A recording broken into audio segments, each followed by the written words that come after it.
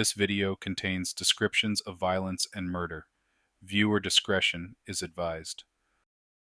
London, 1888. Beneath the surface of this bustling city lay a darker reality, one of poverty, desperation, and fear.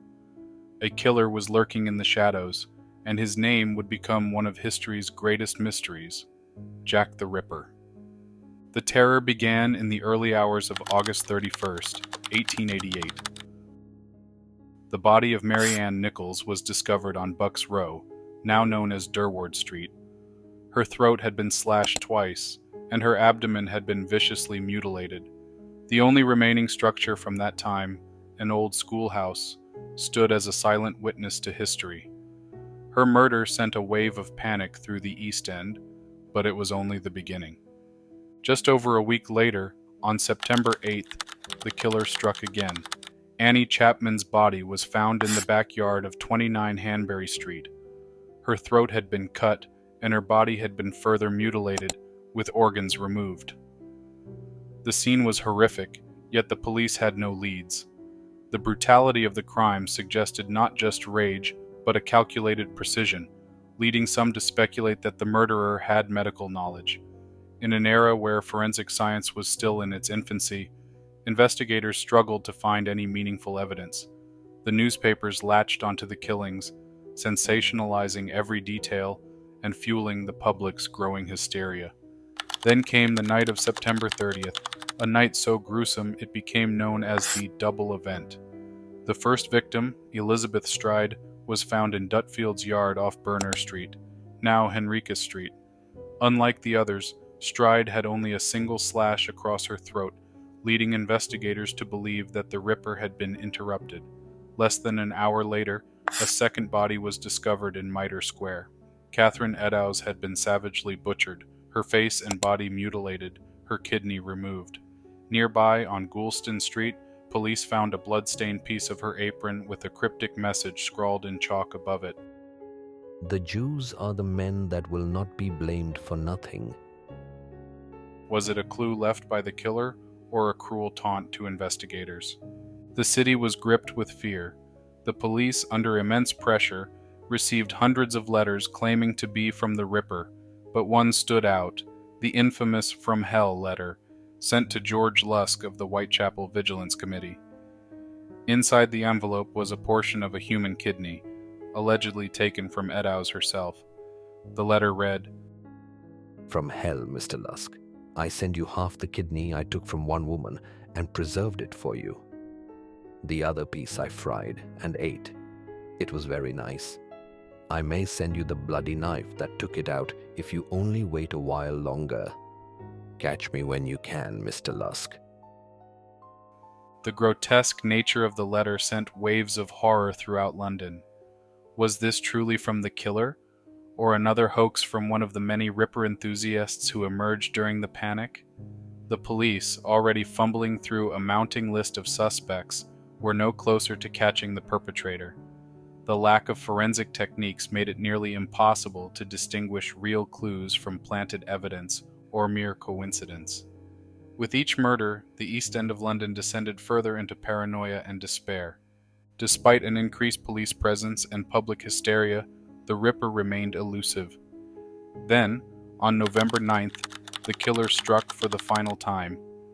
Mary Jane Kelly, the youngest and most brutally murdered of all, was found in her small room at 13 Miller's Court, Dorset Street, once considered the worst street in London.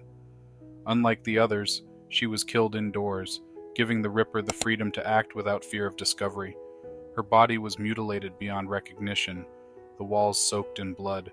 Witnesses recalled hearing her singing in the early hours of the morning before an eerie silence fell over the room.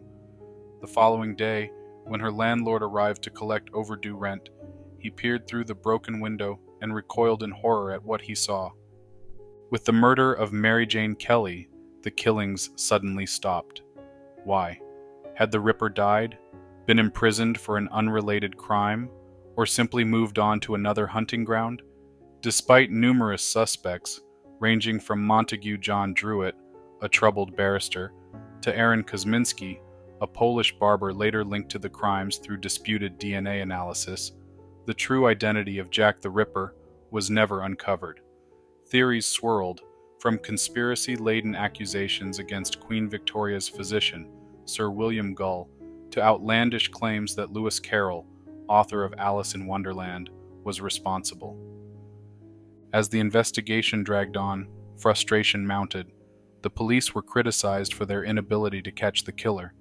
Some argued that class divisions played a role, that had the victims been from wealthier areas of London, the authorities might have acted more swiftly. Others believed that the police had, in fact, uncovered the Ripper's identity, but were forced to conceal it due to his connection to powerful figures. These theories only added to the legend, ensuring that the mystery would endure long after the final murder. As years turned to decades, and decades to centuries, the Jack the Ripper case became the subject of countless books, films, and academic studies. Modern forensic techniques have attempted to solve the mystery, but the evidence has long since degraded. DNA analysis conducted in 2014 pointed toward Kosminski, yet many experts dismissed the findings due to potential contamination of the evidence. Other theories propose that Jack the Ripper was not a single killer but a group, or even that he was a woman masquerading as a man to avoid suspicion. Today, the streets of Whitechapel have changed, but the ghost of Jack the Ripper still lingers. The old cobblestones of Mitre Square have been replaced, the cramped alleys widened, and the infamous Dorset Street erased from the map. Yet, visitors still flock to the area, retracing the steps of the killer through Ripper tours.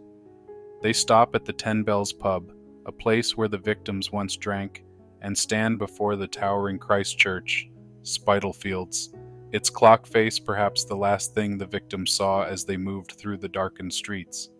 Despite advancements in criminology, the Jack the Ripper case remains unsolved, a puzzle with missing pieces that may never be found. His legend endures, his name whispered with both fascination and horror. Who was Jack the Ripper?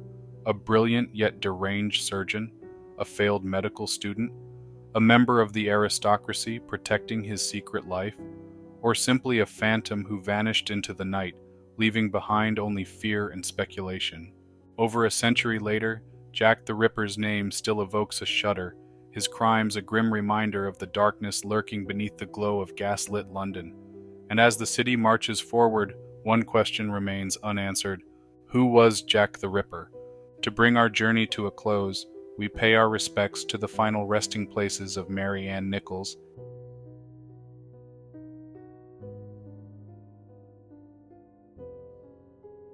Annie Chapman,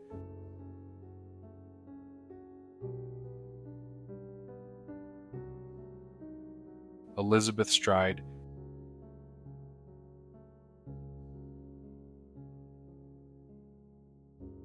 Catherine Eddowes,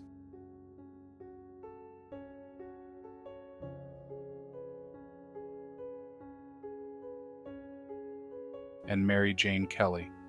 Their graves, scattered across different cemeteries, stand as solemn markers of lives cut short, their names forever entwined with London's most infamous mystery. And then there is Aaron Kosminski, his name etched into a simple headstone, unremarkable, yet burdened with the weight of suspicion. Was he truly the monster that haunted Whitechapel?